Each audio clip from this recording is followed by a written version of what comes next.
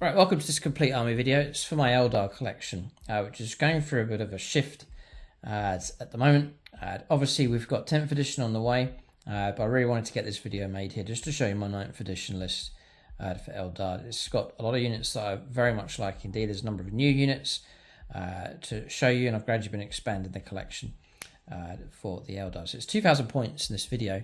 And the idea is to just do a full breakdown, just to show you the theory behind the army, the unit choices, points, upgrades, talk about tactics, just give you an idea of the reasons why I've chosen each of the units, how they can work together, and the overall battle plan for this Eldar list. I think Eldar really is still my favourite army. Obviously the channel, Striking Scorpion 82, my favourite unit being the Striking Scorpion. So I always want to try and do the Eldar justice. They've been robbed of victories and crowns and so on. Theirs is a legacy of tears on the channel for sure, but their day is coming where they will have the glory. So quite attached to my Eldar here. There has been a bit of a change.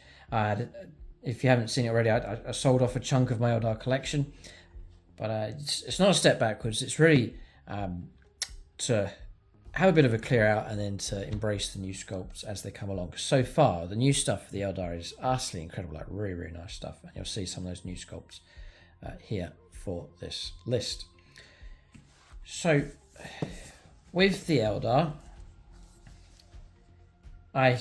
this summarizes them perfectly. If you're looking for to collect an army with different color schemes, different painting challenges going on, then Eldar is the army for you. You've got these just such extreme colour schemes going on, and all of them are fantastic. You've got the Howling Banshees, very iconic colour scheme going on with them. Dire Avengers, the Striking Scorpions, a very striking colour scheme for those. Dire Avengers with their bright orange and yellow and so on.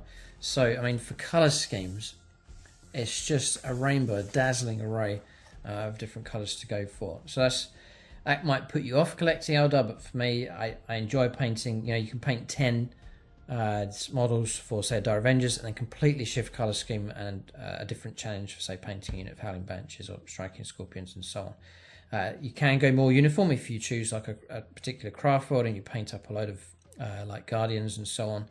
Vehicles, you can have sort of a uniform colour scheme going on. That's not a problem, but there is that diversity there, which is a great appeal for the Eldar. Known for their skill and speed, their superior strategy with the Eldar. So I'm looking to build a list that is able to move quickly around the table, is able to strike hard and precisely at the right point, so that links up nicely with speed. But also, I need durability, I need stuff to be able to last. So I picked some units that are quite tough as well. They're able to weather a bit of a storm, because you can't hide everything all the time. You are going to have to put units out there that are going to have to try and absorb some damage for the game. For say an objective that's quite exposed, you can't hide on it. You're going to have something that can sit on that objective and survive for as long as possible. So you'll see some tough units introduced into the list as well. So that's the theme with them. Eldar fighting for survival against all the factions here. So within the rules, we'll talk about rules as well. Obviously conscious that 10th edition's on the way, but I would imagine they'll keep some of these characteristics even as we go into a new edition of 40k. So, I mean, you've got battle focus, it's the ability to shoot in a turn in which you advance with assault or pistol weapons, and it counts and remains stationary. So we're really giving you a good buff for being on the move, so it fits in with the style of the Eldar. You've also got the ability here of shooting and then making a battle focus move to, if you don't advance, to move somewhere else. So you could push a bit further forwards, you could pull in behind a corner or into a piece of terrain and try and hide. So Eldar going toe to toe, 2,000 points of Eldar head to head in the open against 2,000 points of guard. The guard would come better off, I reckon, just with their overwhelming firepower. So Eldar have to try and maneuver in a way to negate that firepower, usually by hiding and so on, just to negate that firepower coming through. So rules like that can really help out. The idea is to try and outwit and outmaneuver your opponent to bring your forces to bear. So you'll see that again in the list of some units that can move very quick. And there's the pressure to do it, because if you don't destroy targets, the Eldar are soft enough that the opponent will pounce on you, either in close combat or with shooting, and then your stuff will just get blown away. So it's sort of a matter of survival that you're able to move or stay away from trouble, but then strike at exactly the right point. So I've tried to pick units to do that. So I'll show you a couple of combinations. I'll do the standard list here and then show you a bit of a swap out and different combinations that you can go for. So this video will be a bit of a miniature showcase as well, so I'm going to show you some of the models that you can take a look at. So the Craftworld first. I went for BL10, you usually go for, but for this codex it worked out really well. So the attribute then is Swordwind. Each time a unit of this attribute advances or makes a battle focused move, you treat rolls of 1 to 2 as 3. So it makes the advancing and battle focused moves much more reliable. It's always going to be 3 inches or more. So that's really good, very helpful. And then each time a unit of this attribute is selected to shoot or fight, you can reroll a hit roll and resolve in that unit's attack. So if you're fighting close combat or shooting, you can get a single hit roll. It's very, very useful for things like Bright Lancers, individual high power shot weapons. Character weapons, like he's carrying a Dragon Fusion Gun, for example, you roll a dreaded 1 and you've got a built-in reroll there. Close combat, again, a Wraithlord's swinging with its sword, only a few attacks come through, the ability to reroll one of those for free is great. So all of that's very, very good indeed. It also gives you access to Wrath of the Shrines stratagem, which is 6 pop extra hits for an aspect warrior unit. Not bad at all, helpful enough. And then I'll come to these, there's the two options here, the Wall of Trait and the Relic. I like both of them, and we'll come back to those in just a moment. So I guess in logical order here, so I've gone for an Arc Zone detachment, majoring on elites, so you're going to see lots of elites. I've got 0 troops in the list. Great to see that flexibility, so there's no troops at all for this Eldar force. So, in order then, we'll start with the Farseer Skyrunner. So, freshly painted up. I think he's only been in 1 game so far. I'm planning to film some more games with him, but freshly painted up. So, there's the Farseer. Painted up my new, what I've called the next generation colour scheme for my Eldar. Just here, he's painted up to match in with the new Autarch. I painted up and inspired by the old retro artwork of the Eldar. I just copied that. Going way back, I think to 2nd edition. I could be wrong, but I think that's when the artwork was put out for that one. But just marrying the old and the new. So the new sculpt Autarch, but then taking the older style colour scheme. Came out really well, and they did a version of that here on the Farseer. So that's him. He plays a vital role. He's a bit late to the party here for this list, but I had intended to put him in for a long time. So some decent psychic power support. So I talked about being able to manoeuvre fast. Because he's a Skyrunner, on the jet bike he can move very, very quickly around the board. It's a 16-inch move with him. Nice bit of durability. Toughness 4, 6 wounds. It's not too bad. It's a 4-up save. He's got a 4+ invulnerable save. So there's some pretty good durability there. Usually he'll try and stay out of trouble. He's not there for shooting. He's not there for close combat. He's there to just amplify this Eldar force with psychic powers. So I'll give you points values as well. The Skyrunner then is 135. He's got the spear. I think I just about have enough points to add that on. So it just makes it a little bit better in close combat, but I really don't put much on that. He's only got 2 attacks. So the idea is he just stays out of trouble, and I just try and max out the psychic powers from him as much as possible. He can manifest 2 psychic powers. He can deny 2. So he's a good psyker. He's got the ghost helm, so he never perils, which is great. You can reroll one of the strands of fate dice as well, which is great as well. And then he's got auto advance 6 on the bike. This model can move super fast around the table. So obviously he's got smite psychic power. We'll go through the psychic power options. There's so many good ones to choose from, but I'm going to link them up with a Warlord trait, so you'll see sort of the reasoning behind this. So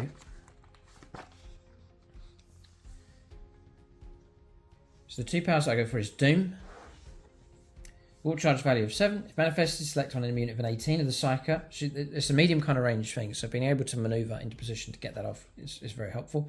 To the start of the next Psychic phase, each time I Craftworld a Suriani core, I've got a lot of core stuff in my list despite not having many troops, or character from your army makes an attack that targets that enemy unit. You can reroll the wound roll. The result of the Psychic test was 10 or more, extends to range 24, but I mean, it's not something you can rely on. So I usually try and get within range 18 to get that off. Rerolling wounds for all core units, all characters against that target. I mean, that's exceptionally useful. And that's wounding for shooting or close combat. So Doom's fantastic. There really is a target that has to be destroyed.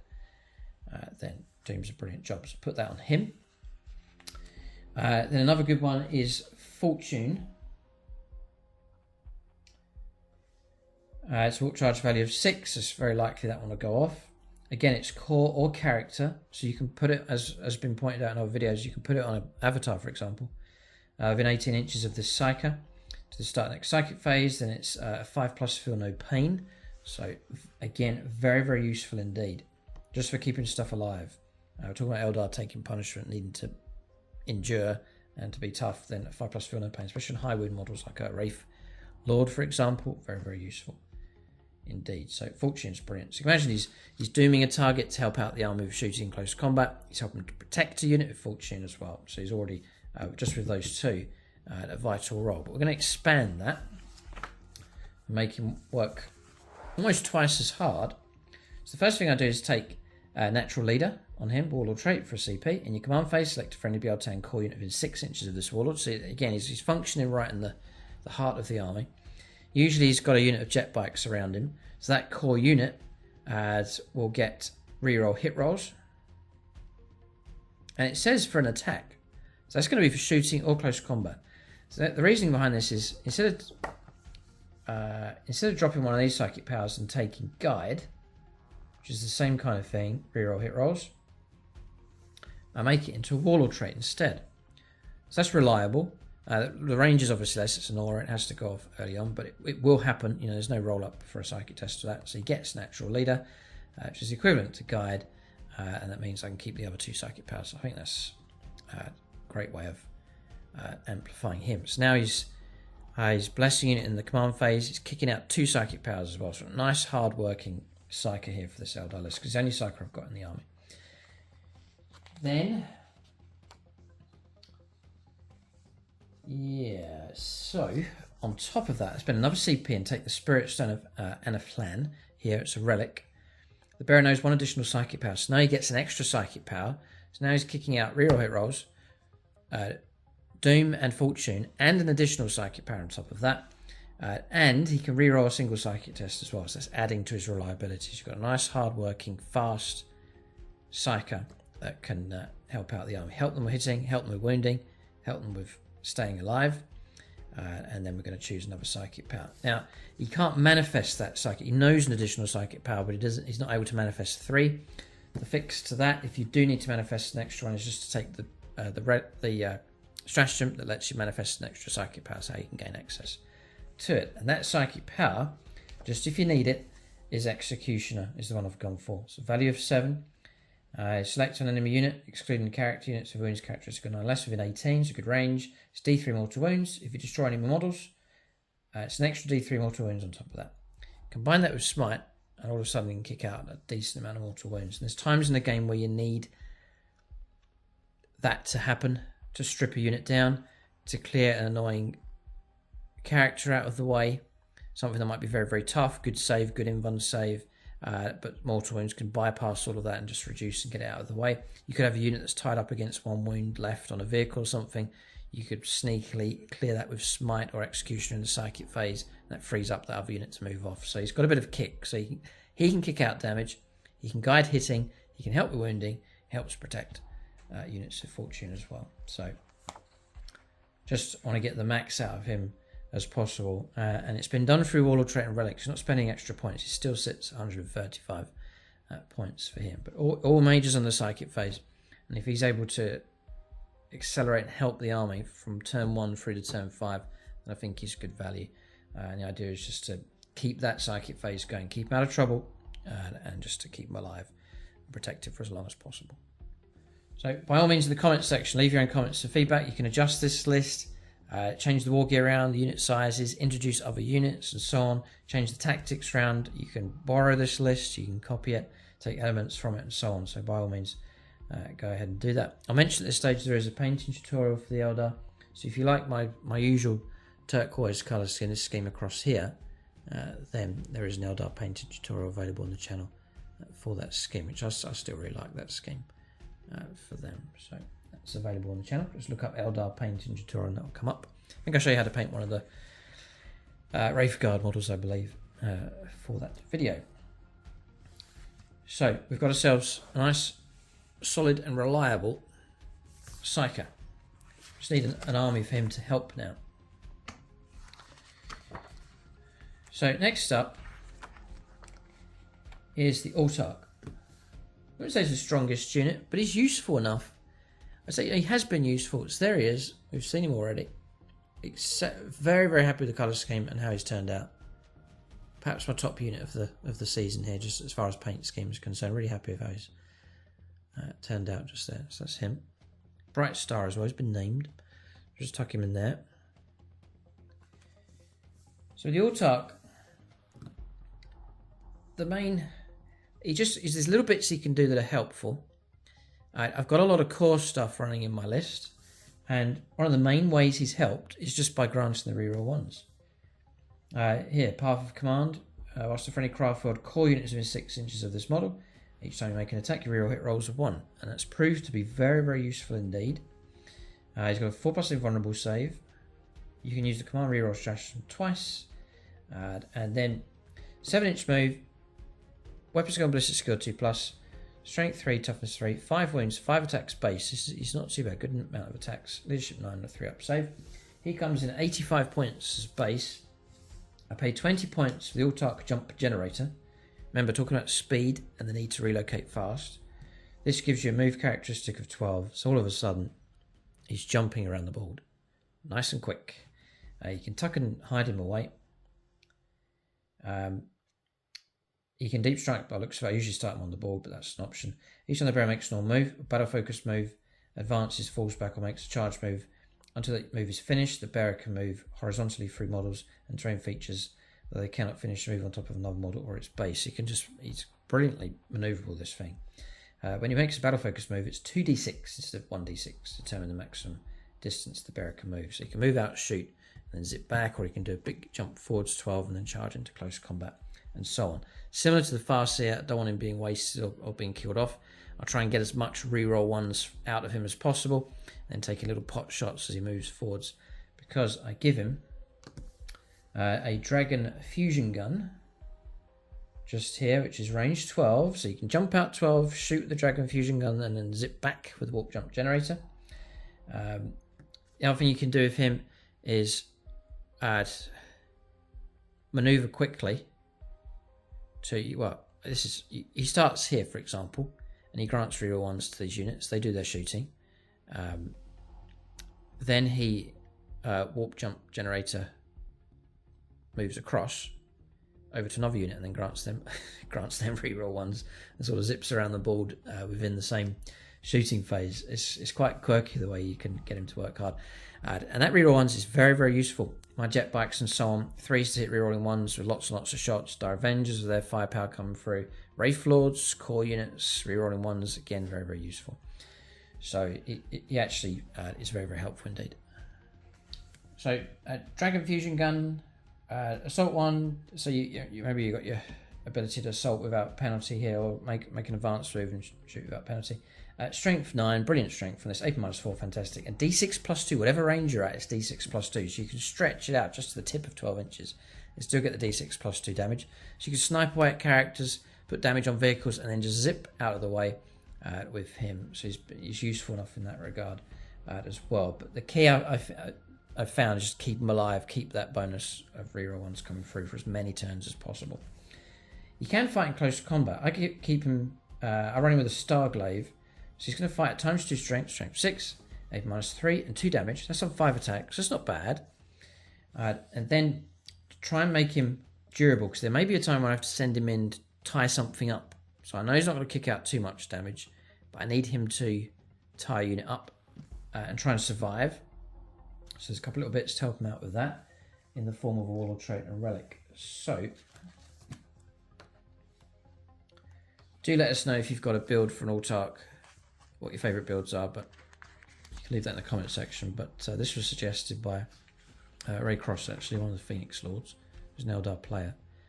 So relic here, Aegis of Elandish, Autarch model only. So 2-up save. So he bumps up to a 2-up armor save, great. And each time an attack is allocated to the bearer, subtract 1 from the damage characteristics. -1 damage, very, very useful indeed. He's only got 5-6 wounds. Yeah, so that will certainly help. Right, and then go to a Warlord trait. And it's Fate's Messenger. So once per turn, when a saving throw made for this Warlord is failed, you can change the damage characteristic of that attack to 0. If you combine those two together, it adds a pretty good measure of durability onto him. Combine that with the 2-up save, the 4-up invulnerable save, Strands of Fate, you know, your 6s, you're passing some invuln saves using those dice, you can actually make him very survivable indeed. So that's the idea with him. Total points, Dragon Fusion Gun's 15 points. I also give him, again, just to help out, a Banshee Mask. Each time he selects enemy units, a target of a charge made by the bearer until the end of that phase. The unit cannot fire Overwatch. Just to, if he does make a charge, he's just on his own.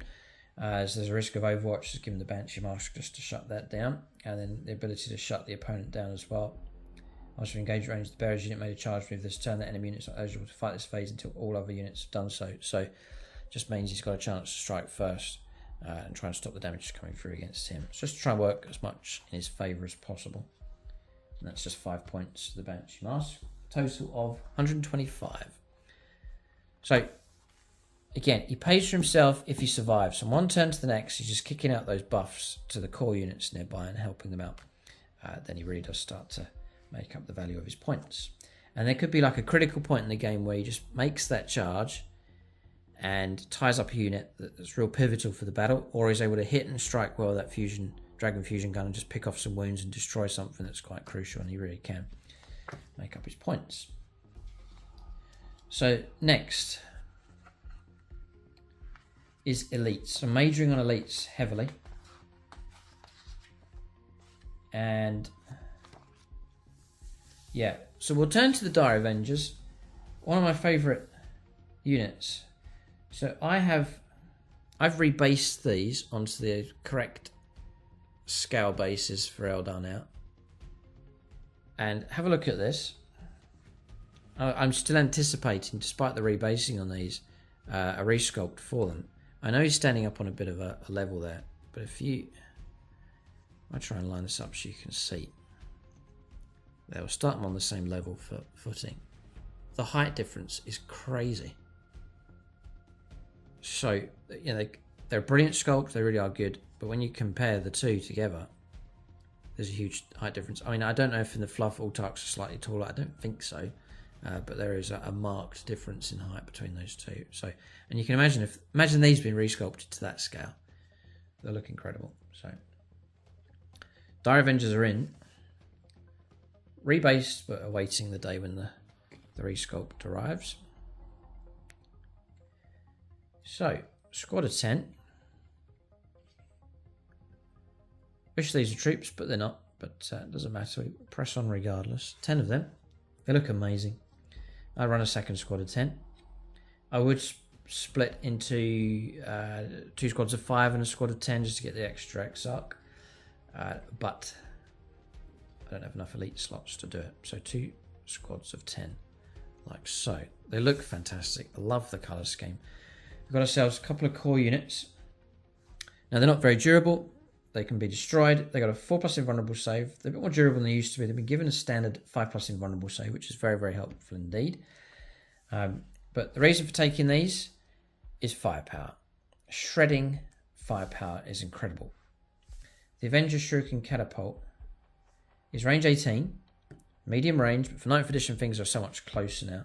Assault 3, so you've got 30 attacks coming from each squad. Strength 4, standard AP -2, which is fantastic. Damage 1, and then Shuriken. So 6 is to wound. you're getting a further AP -2 coming through. So they've got potential of AP -4, which for an infantry weapon is incredibly good. And then now if you bring in, you'll start seeing the benefits here. Autarch rerolling ones makes their firepower much more reliable.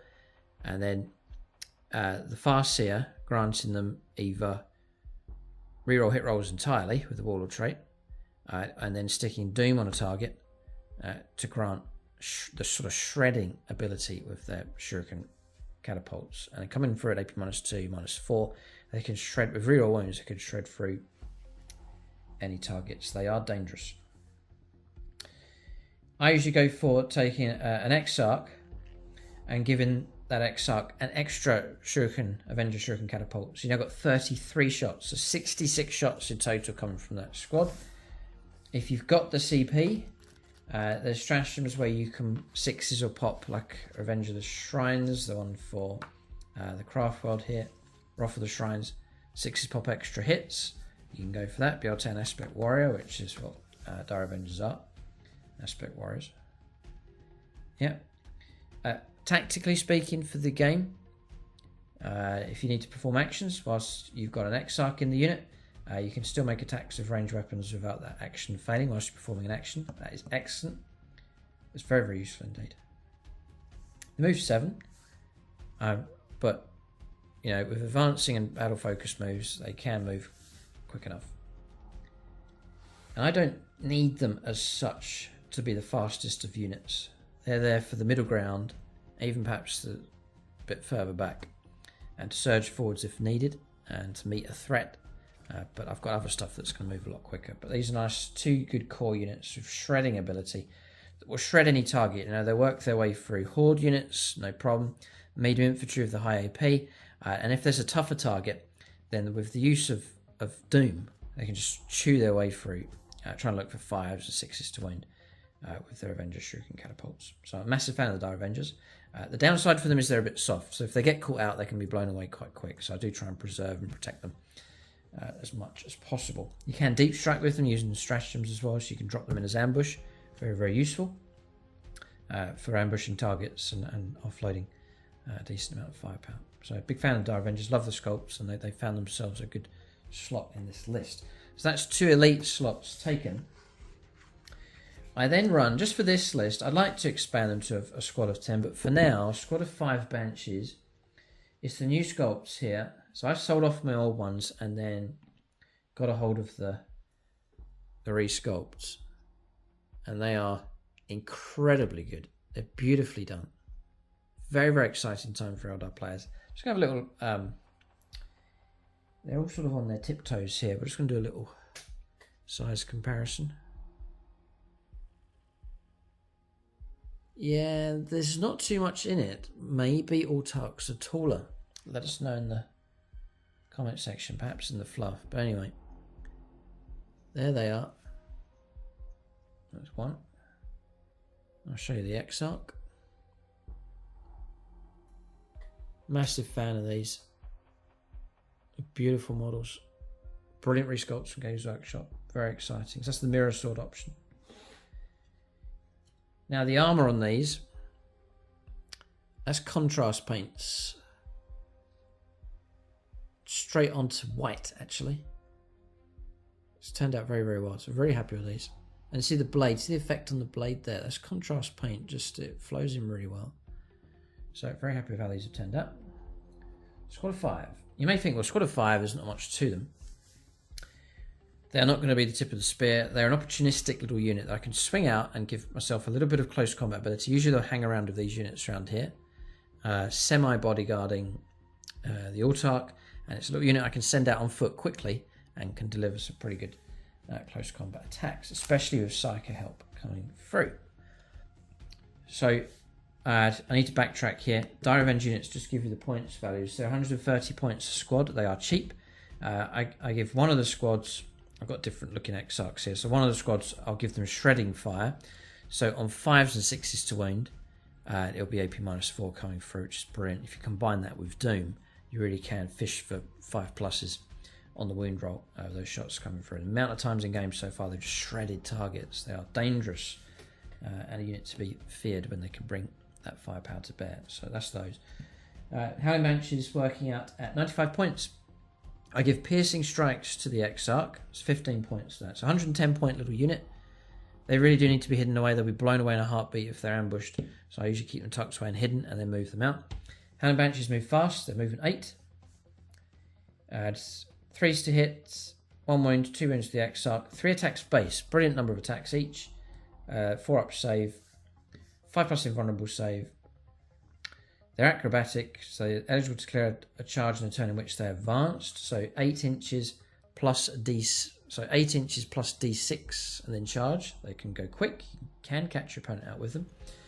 I'm running Biotan, so my advanced roll will be a 3 or more. So that adds to that reliability. So I'm going to get an 11-inch move out of those, if not more, and still be able to charge. If and when they do charge, you get the Howling Banshee mask. So I'm going to shut you down with those and stop Overwatch. Brilliant. So they really are geared for ambush close combat. And Whirling Death. Each time a model in this unit makes a melee attack, if that model's unit made a charge move this turn, you get +1 to the wound roll. So brilliant. +1 to the wound roll. Built in for infantry. Really, really good. So they're good. I think, even a unit of 7 or 8 would be potent enough. But 5, I really try and preserve them. As soon as I start losing models, their impact starts to drop. Now, this is where it starts to get interesting. So the standard Banshee blade, you've got Shuriken pistols, which are okay. Banshee blade here, they're on +1 strength, so it puts them up to strength 4, which is excellent. AP -4 as standard, which is amazing, and damage 1. Remember they're on +1 to the wound rolls, you get like 3s to wound on the charge against standard Marines. Combine it with Doom, and they become quite scary. And then what I want to bring up here is Exarch powers. So you take an Exarch, you get an extra wound. The Exarch is actually 3 wounds in total. And then here it says, look, Howling Banshees, get an extra attack. So the Exarch now comes with 5 attacks. Let's keep that in mind. I take piercing strikes. So +1 to the attacks, +1 to the damage characteristic of melee attacks made by the Howling Banshees Exarch model. So damage +1 on top of that as well. I then take mirror swords. So +1 strength 4, AP -3, which is still really good. Damage 1. You get 2 hit rolls instead of 1. So 5 attacks, it's doubled, you get 10 attacks, and they become damage 2. So all of a sudden, you've got a single model in here that's kicking out 10 attacks at damage 2 with those. It's crazy. So you really can amplify that unit. And again, with the help of rerolling hit rolls or rerolling hit rolls of 1, Dome, you really can actually get a fair bit of damage being kicked out by the Banshees. So an opportunistic unit, but they'll die in a heartbeat if they're ambushed. So that's 3. The plan down the line is to get 5 more and definitely go for a large unit of those. So next is Wraithlords. I've always loved these. They dropped out of my list. They're in my. If you watch the very early games on the channel of the Eldar, the Wraithlords were there. I loved painting them. Then they faded away, and now they've sort of come back. I'm a big fan of them. They're more popular now for Eldar players. How good they'll be for 10th, we'll have to see. So I have 3 of them. I always wanted to run 3. I can fit 2 into this list. So there's 1. The sword raised up. Just love these towering constructs. Just gives the softer Eldar units a bit of confidence that these things are on the board. So there's 1. So we'll tuck him in. I'll put him here. Then I'll show you my favourite one, which is this one with the sword just slung down to the side. Carrying a bright lance. We'll talk about loadout for them in just a moment. I just think they look epic with a sword. And if I can show you the base work. This is from years ago, 8 years ago or so I've done this, but there's the dead marine. That's what I think the effect of a bright lance going for a space marine would look like. That's the detail just on him. And just to taunt James as well, obviously. But there he is. So I'm going to take 2. I do have a third. Always a trio of them always look fantastic, but there's the third one, but he's not made it into this list. You'll see the other stuff that I've got coming up. So the Wraithlord, something a bit more durable. It still is not going to walk towards Lim Russ and come off better. Usually it's not going to do it. So I'll still try and be sensible with them and not stick them out in too much trouble, but they can take a bit of punishment. Movement 8, so they've sped up a little bit. I think they used to be 6, so they've got an 8-inch move, which is pretty good. Weapon skill ballistic skill 3+, strength 7, toughness 8, so they're as tough as a tank. 9 wounds as well, so it means they're not in the damage bracket here, so they're on 1 wound, they'll still fight as effectively, which is great. 4 attack space, I wish it was more, but 4 attacks, 3 up save. So I run these as 100 points base. I keep the shuriken catapults. I take 2 bright lances. So a nice bit of anti-tank. And then I have to pay the points for the glaive as well. So it's going to be 40 points for the 2 bright lances, but they become a real good gun platform with that. And then the ghost glaive is 15 points. They work out 155 points each. So if they die, they're not a major point sink. They're quite reasonably priced. But I've got durability, firepower, close combat out of these. And their core. So all the benefits that these are getting from these characters and psychic powers, they can get as well, which is excellent. They can, even if you don't take the sword, you can fight with the fists, which is, you know, strength of the user, strength 7, minus 3 and 3 damage. But I take the sword, so the ghost glaive, the crushing strike, plus 2 strength. So you're fighting at strength 9, minus 4, d3 plus 3 damage. So they can hack their way through stuff pretty good. Or you can go for the sweeping blow against smaller things. So you get 2 hit rolls instead of 1, so like 8 attacks, minus 2, 2 damage. They get Wraithbone form, so it's minus 1 damage against them, so they're built like a dreadnought, which is excellent. That's very, very helpful. So there's annoying damage 2 weapons that knock them down so quick. It just becomes damage 1. It really does impact like damage 2. Seriously enough. Bit of Daka with the shuriken catapults. And we've talked about the benefits they can get from the characters and the psychic powers. One of my favourite stratagems to use on them is Tears of Isha, a Wraith construct. You regain D3 lost wounds. It's a straight 3 if you've got spirits nearby, but I just take the risk and the need to be able to use that anywhere on the board, not have to be near a certain character. D3 wounds restored, so if you've got a couple of wounds left, it just really just can help just tip it back into a bit more health, a bit more durability. It only costs a CP for a Wraith construct. It's not Titanic.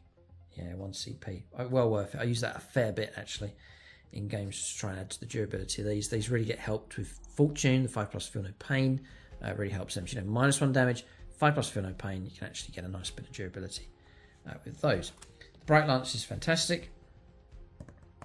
It's not on here, but single shot, so 2 shots each. Remember, I've got Biel-Tan. We're on a single hit roll built into these. You can put the Warlord trait on them. You can grant reroll 1s to them if he's nearby. So you've got some very reliable firepower. He's got 1 wound left. He's still going to fire at the same reliability. And then Strength Fate. So you're going to take on armored targets, monsters, and heavy infantry. And then D3 plus 3 damage, which is excellent damage. So they really, you know, if they start triangulating their firepower, especially when there's 3 of them, they can reduce tanks down quite effectively. So big fan of the Wraithlords. Love the sculpts. They look brilliant on the board, and it bolsters the Eldar force. I've now got some more solid type units to accompany the rest on here, so they're very welcome into the list. I would take a third, but I don't have the points for it. So with this loadout, I guess there is a slot to split the Dire Avengers, but it works out okay. There's 5 elites slots being taken. Yeah, no, so there's a slot open. Next is fast attack. Yeah. So it's Shroud Runners. Yeah, maybe not in order, but we'll go through these. Shroud Runners.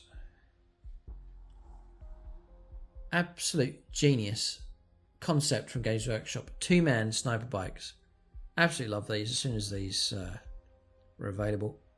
So I've painted up my squad of 3, just in my turquoise colour scheme. Super happy with these ones. They're brilliant. If you don't, they're popular enough with Eldar players at the moment. There's another one. Huge fan of these. And another one here to make a squad of 3. So 30 points each. A squad of 3 is 90 points, so they're cheap. Their primary function for these ones, number 1 is actually holding objectives. You usually see these on patrol on the home objective or some objective somewhere. They'll usually be in a quieter part of the battlefield. And then if the coast is clear, firepower support, which from long range can be excellent. So for 90 points, you've got speed, again, for this Eldar Force ability to relocate, to hide, grab objectives, maneuver, and so on. 16-inch move, guaranteed 6 inches advance on top of that. Their ballistic skill is 2+, which is amazing. 3 wounds. There is some durability, although I still try and just keep them out of trouble. And a 4+ save on them. They don't have an even save. If they're caught in close combat, they're dead. And then if the firepower is good enough, they'll be wiped out as well. So I usually try and be sensible with them, not try and expose them too much. So you've got the sniper element, the Ranger long rifle, range 36, heavy 1, strength 4, -1 damage. The chances of picking on characters, causing mortal wounds on 6s to wound. You can cheekily use strands of fate dice to get those mortal wounds. On your wound rolls, you could do that. And the scatter laser, the built-in scatter lasers, you've got 18 shots coming in with them. 3 lots of 6. Strength 6, -0, damage. So against hordes, just putting a bit of Dakar out there, they're very, very useful indeed. So they can sit on their objective at the back and then just lay down that supporting firepower at the same time. Usually they're on their own, but if the Psycho's near them or the Autarch, then you've got the reroll ones and other psychic powers to help them out. Auto Advance 6. They've got Battle Focus, which I sometimes forget. You can move out, shoot, and then zip back again. Shroud Runner Cloak. They're eligible to receive the benefits of light cover as if they were infantry models. They need to be in cover to do it. They're sitting like a ruin. They'll get cover like infantry, so 4-up save becomes a 3-up save. And then you get an extra one on top of that as well. So 2-up save in cover like infantry, which is with an extra one on top. They help outcasts, which I don't have. And at the start, if you need it, Swift Scouts, at the start of the first battle round, models this unit can make a normal move. They cannot end this move in 9 inches of enemy models. So you could do that to move out onto an objective, to hide, pull back, relocate, and so on.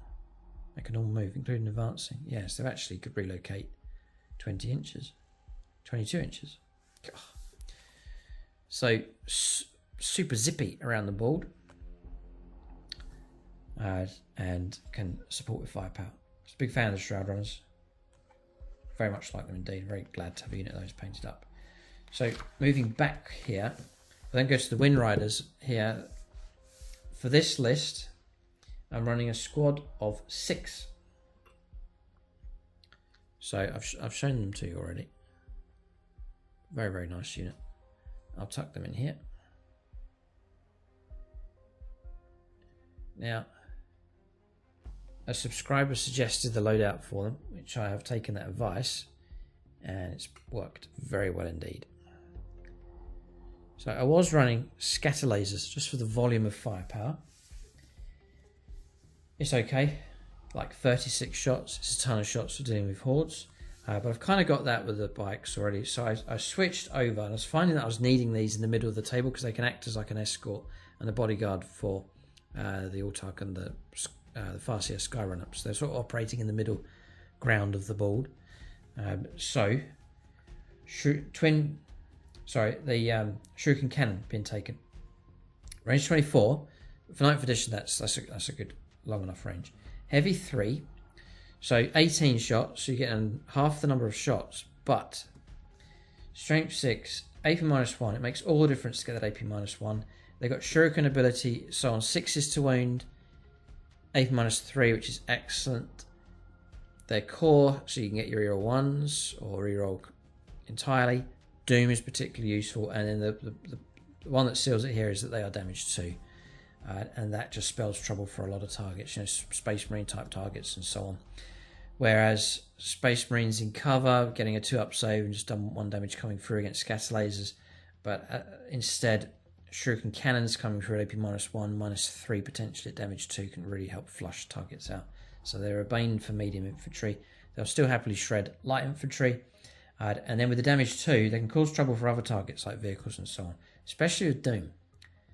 If they're looking for 5s to wound, but it's re-rollable, those shots coming through can really start to stack the damage up against targets. So I found them to be very, very useful indeed. And they're core, so they get all the benefits and bonuses. So yeah, again, the guaranteed 6-inch advance. So this is a unit that's able to relocate and maneuver very, very quickly indeed. So it can use that maneuverability for any of these units to get out of trouble quick, or to apply firepower or close combat ability quick across the board. So relocating with a number of targets or a number of units quickly, and then just to bring in firepower at a certain point on the board. So the speed element really helps the Eldar to do that. So Wind Riders are in. They've been one of the very useful units for the list. I guess without stepping too far ahead, I've been able to not get shot at as much, partially through hiding stuff, but also through some of the distraction units that I've got, the big tough stuff that you're going to see that draws the opponent's attention. It puts the opponent in a conundrum. It's the Wraithknight mostly. If the opponent ignores the Wraithknight, then it just dominates the table. If the opponent does go after the Wraithknight, then they neglect to go after this kind of stuff. And then if these can survive, these units can cause trouble as well. So it seems to be working well enough as a strategy. So what I'll do is, so points for those, they're the same price as the Shroud Runners. Some Eldar players are just going over to Shroud Runners and saying they are better than the Wind Riders. I guess they kind of are, but these are my medium range Shuriken Cannon options, so I'm still going to run them. They're useful enough for sure. 180 points for those in total. So the current list, and I'll show you like a swap out as well, but what I've been running effectively enough is a Lord of War. You can still sit within the same detachment. It's the Wraithknight. So there he is, this towering thing. Such a cool model. They really worked hard on the base there, doing some sort of Tyranid stuff. Abandoned Imperial pieces on there as well. He is magnetized. Not, well, a fair bit of him is. Yeah, the arms and stuff move. The hips turns. And here as well. This arm can come off, and I've painted up the shield that he can take. This weapon comes off. It's magnetized, so I can swap it out for the sun cannon. And then this arm comes off, I can swap it out for the sword. So I can go for all 3 combinations with him. So that's the idea. The ability to move the head is just some magnets underneath. It's easily done, but reposing the Wraithknight, I highly recommend that you do it. It does look very cool. So there he is. He's not really going to fit on the screen too well. There you go. I'll put him there so you can watch what's going on. I think he's been unit of the army with the Wraithknight. Some very strong stuff going for him. So obviously it's a big bullet magnet. It can't be obscured. The opponent's going to fire at it. Opponents that don't have much firepower, much long range or high damage firepower, are going to find that they're going to struggle because he's going to be available and not be shot at too much. As I said earlier, if the opponent does go after him, it's a fair bit of effort to bring the Wraithknight down. If they are trying to bring him down, then that firepower's not been directed against the rest of the Eldar army that's out ambushing, shooting, and grabbing objectives and so on. So there's a bullet magnet, and I just play into that with the Wraithknight. Movement 12, so you can move quick enough. Weapon skill, ballistic skill 3+. Strength 8, toughness 8. 22 wounds to try and get through on him. I can pay the CP, it's 2 CP to restore some wounds to him. It's not ideal, but that's available. 5 attacks base, leadership 9 and a 3-up save. So durability, it's -1 damage, which is huge. It's a massive help for him. It's also got a built-in 5+ invulnerable save without taking any kind of shields or anything, so that is very, very useful as well. Especially with Strands of Fate, where you're counting the 6s for passing saves. Have a couple of those stacked up, and it can block, you know, like those cannon shots and so on from coming through. So all of that is a massive boost to his durability. Usually I'll hang him back, way back at the back of the table, knowing that he can lurch up 12 inches, and then his main guns, heavy rifle cannons, range 36, so there's a nice reach on those, especially for 9th edition games. But I usually hang him right back, so he's not picking up any cheap wounds from medium range weapons, but it's got to be the opponent's long range firepower that takes him down. Perhaps tower rail guns would cause him trouble, and hammerheads, but you can't be impervious to everything. But if he gets the first shot in, he'll cause trouble. We'll cover firepower in just a moment. He's got Unstoppable Revenant, so he's eligible to declare a charge and turn in which he fell back. So his flexibility, they can fall back, declare a charge. He's Titanic, so he can fall back and shoot. He makes normal move, advance, or fall back. He can move horizontally across other models, excluding monsters and vehicles, as if they're not there. So he can step over stuff as well, which is another move that he can do.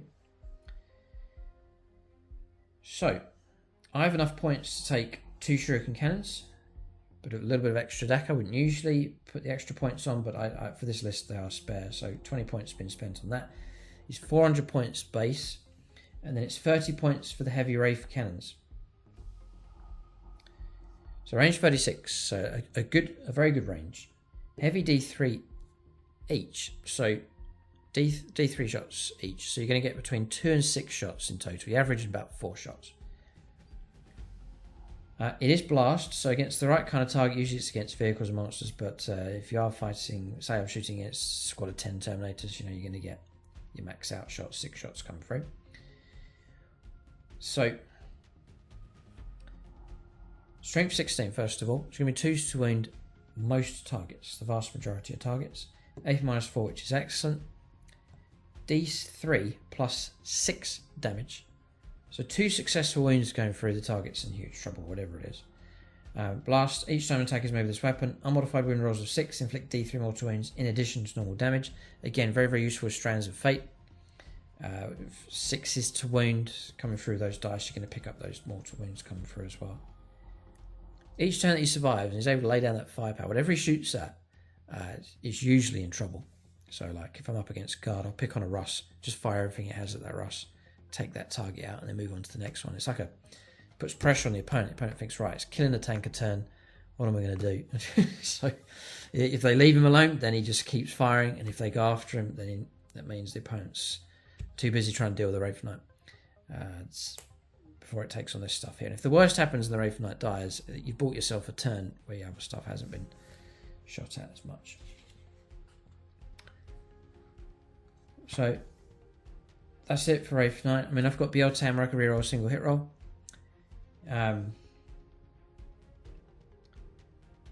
Strands of Fate's a massive help to him, trying to hit targets, wound targets, and for saves. I usually direct the dice towards the Wraithknight as priority. You'll see it in the game. If you watch the Eldar games using the Wraithknight, you'll see the Strands of Fate dice just being handed over to the Wraithknight as much as possible for reliable firepower, wounding, and then for actually keeping him alive and out of trouble as well. So I do try and protect him as much as possible, and so far it's been effective enough. So I have enough points for this army that you can see here. That's pretty much it. I'm going to bring in one more model, and then we'll talk about some swap outs and combinations that you can go for. So we'll go back to HQ. The Avatar of Khaine. I've been waiting for this model. I sent it off, was waiting to get hold of the model, built it, and then sent it off to Siege Studios, and then they painted it up. And they have done a fantastic job. This is at silver level from Siege Studios. I thought I'd get them. I've been painting my own Eldar, but I thought this is a one-off model with its own colour scheme, so I get them to get the Avatar of Khaine done. And they've done a fantastic job. I said to Siege Studios, just paint the model. Leave the basing, paint the flames here to match, and then leave the rest, and I'll just do the basing myself. So they left it for me, and I've done the basing to match it with the rest of the collection. So Siege Studios are flexible enough for that, but they've done a really good job. That's silver level painting from them. So very, very happy indeed with the work that Siege have done with the Avatar of Khaine. It's got that model finished. So there's a link below for Siege Studios. You can get them to do your own painting commission work. It doesn't have to be whole armies. You can just do like one-offs like this one for them. So that's him. So the Avatar of Khaine, I'll just push him. There we go, put him there. So I think in total, if I give a singing spear to the Farseer, I think that's 2,000 points precisely across there. It's not the biggest of Eldar armies, but I've got some Titanic big stuff going on here. I've got a very expensive character, a very heavy construct here as well, and then the rest of the army. But so far in game it seems to perform well enough. Avatar of Khaine is my second bullet magnet. This one's geared towards close combat as opposed to firepower. So now the opponent's got 2 headaches to deal with, whilst the rest of the Eldar army zips around, grabbing objectives, ambushing, shooting, and so on. 10-inch moves is a lot quicker than it used to be. It's 280 points, by the way. Weapon skill 2+, ballistic skill, which can drop on damage, but it's 2s, 3s, and 4s. Strength 7, toughness 8, way tougher than it used to be. 14 wounds, loads and loads of wounds. 7 attacks, leadership 10, 2 up save. He's a beast in close combat. You can shoot with the Wailing Doom, which is like a beam weapon. So you put a line through what he's shooting at and you can hit multiple targets. Range 12, assault 1, strength 12, minus 4 d6 plus 2 damage. And then close combat's the main thing for him. So piercing strike is times 2 strength to strength 14, amazing. AP minus 5 and d6 plus 2 damage. So brilliant once he can get into close combat. The opponent sees him, the opponent's going to go after him. So he's kind of sacrificial where he's going to die half the time, but it's for the greater overall game plan with him, because you can't help it. The opponent just knows the Avatar's bad and will go after him. Sweeping blow is the other option. 2 hit rolls instead of 1, so like 14 attacks, even minus 2 damage.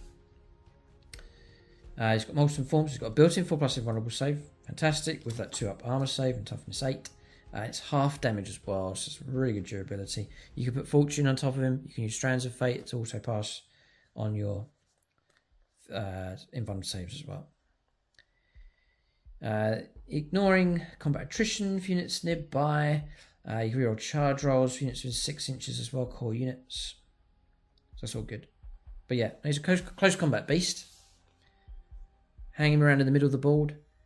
Be conservative with him. I've heard Eldar players will say they'll bring him out sort of halfway through the game and swing him out to take on stuff when the coast is a bit more clear. You know, if he's going to stand alone against a guard gun line, he's going to get blown away. So you just sort of bring him out a bit later on. Maybe when the Wraithknight softened up the opponent a bit more, and then bring the Avatar out to play. You can run it that way with him. But Avatar of Khaine, amazing model. You know, brilliant to add to your Eldar collection. One of the new resculpts from Games Workshop.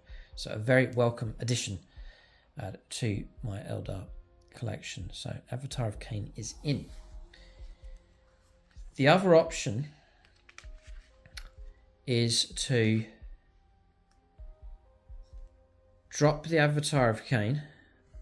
We'll move on here. That's 2,000 points finished. You can leave your own comments about this list. But a couple other combinations that you could do. Drop the Avatar of Khaine. And then bring in a unit that's just arrived. Which I'm having painted up by Siege Studios. It's Shining Spears, and it's the resculpts here from Games Workshop. And what a job they've done. So these have been painted by Siege. Again, at silver level. Again, I asked them just to paint the models. And then I do the basing myself just to match him with the rest of the collection. But that's the Exarch. I mean, just incredibly good models. I'll string them out across here. There's another one. I just asked Siege to paint them as per the box art from Games Workshop. So they've free-handed across here as well, copying some of the patterns for me. White is tricky, but they've done a good job. So that's him. I didn't know until I received the models through the post, because they built these ones for me. But look, there's like a shelf thing that they rest their lances on. Very clever. So they can line them up for when they're shooting with the laser lance, and then detach that and then use them for stabbing. So brilliant. Squad of 6, and 6 of them just for this list anyway. It looks spectacular. There we are. I mean, what a presence on the board. So Shining Spears, points wise, 35 points each. That's 210 points for 6. I give them expert lancers, which we'll cover in just a moment. 230 points. I've got 50 points spare. For the list, I could add in a couple of extra benches. I could take an extra bike, 30 points each. I could take a couple of warlocks. So there's a couple of options going on there, but almost a straight swap here, taking those. Now the Shining Spears, what I gain over the Avatar is some pretty good durability actually, because they're 2 wounds each and 3 on the Exarch. So you've got the same kind of wounds going on with those. 3 up to save. I do have a 5+ invulnerable save. What they gain over the Avatar is the shock attack ability here of maneuverability of being able to move so quick across the board. 16-inch move with these, very, very quick across the table. If they need to advance, you've got the built-in 6 inches. Acrobatic Grace, each time a ranged attack is made against them, it's -1 to the hit rolls. You're trying to keep them away from being shot at, so that helps. Built-in -1 to hit them, excellent. I've always been a fan of these. They're still packing a good punch here. So they've got decent firepower and decent striking ability in close combat. Both of those can be helped again with the Farseer. Reroll their hit rolls for shooting in close combat would be exceptionally useful on those. And being able to reroll their wounds against the target, both with shooting and close combat, again, exceptionally useful. So they really can be amplified with psychic powers. So Shining Spear standard is weapon skill and ballistic skill 3+, strength 3, toughness 4 for being a bike, 2 wounds as well. 3 attack space, which is excellent. Checking 18 attacks, extra attack on the Exarch as well. I don't take the biggest, nastiest spear. I don't pay the points for that. I could do. I've got spare points, I guess, for this list, so I could add that on for the Star Lance. Yeah. So first up's firepower. Don't forget you get twin shuriken catapults, 4 shots each. 24 shots coming through them. Brilliant. Built-in AP -1. 6 is an extra AP -2. They're range 18 actually. God, used to be range 12. It's a brilliant range on those. So even in previous editions, I was manoeuvring with these, pushing right up, lining myself up for my charge, but firing off into another target and then charging something else. You're getting 2 strikes with them, a shooting strike and then a charge, and close combat. Or if it's a real tough target, shoot it up and then charge in. So there's, it's double hit available with these. Then you got your laser lance, range 6. You do need to get in close to an aggressive unit. Assault 1, strength 6, -4, 2 damage. The marine killers, absolutely brilliant. Then if you do get into close combat, the Star Lance, by the way, strength 8, -4, 2 damage. And then the laser lance, +1 strength for standard, which is nice to have that. So strength 4 all the time. AP -4 and 2 damage again, absolute marine killers. And then on the charge, +3 strengths. The strength 6 on the charge with those. And the Star Lance, strength 8 on the charge with them. Brilliant unit. I haven't used them yet in the game, these new sculpts. These have just arrived, but I'm looking to try different combinations. Other combinations you could go for: drop the Wraithknight, keep the Avatar, bring these in, take my 3rd Wraithlord. So that's another option. I fear to drop the Wraithknight because of the damage that he can do, but that's another option for sure. And obviously 10th edition has come along where everything can be thrown up in the air with that. But that's my Eldar list. Do by all means leave your own comments and feedback, what loadouts and combinations you go for, what units you drop, what units you bring in. The kind of path that I'm on with the Eldar at the moment is celebrating the new sculpts as they arrive. So you've seen the Avatar, Shining Spears, Banshees. Looking forward to the newer stuff as it comes through, and just to revitalise and expand my Eldar collection. It's been an enjoyable process so far. I enjoyed using them in games, and then looking forward to the new edition. And we'll see how this list fares and how it transitions over with the new edition of 40k. Leave your own comments and feedback. It's always much appreciated. Check out the painting tutorials. Keep a lookout for more videos in this series. Thanks for watching, and tune in next time.